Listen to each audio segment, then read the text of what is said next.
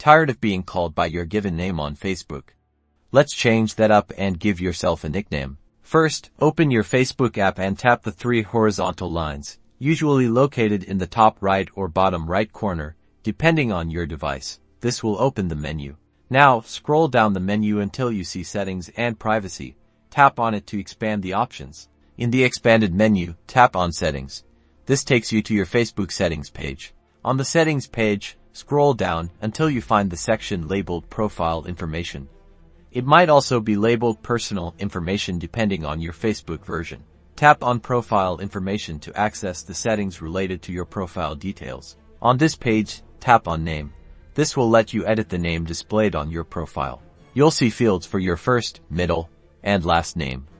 Below these, look for the Other Names section. If you don't see it, scroll further down. It might be hidden. Tap in the nickname field, or the field labeled Other Name.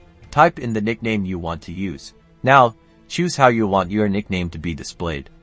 You can choose to show it at the top of your profile, next to your real name. Check the box next to Show at Top of Profile if you want your nickname to appear prominently. Scroll down and tap on the Save button. And there you have it. Your nickname is now displayed on your profile. Enjoy your new moniker.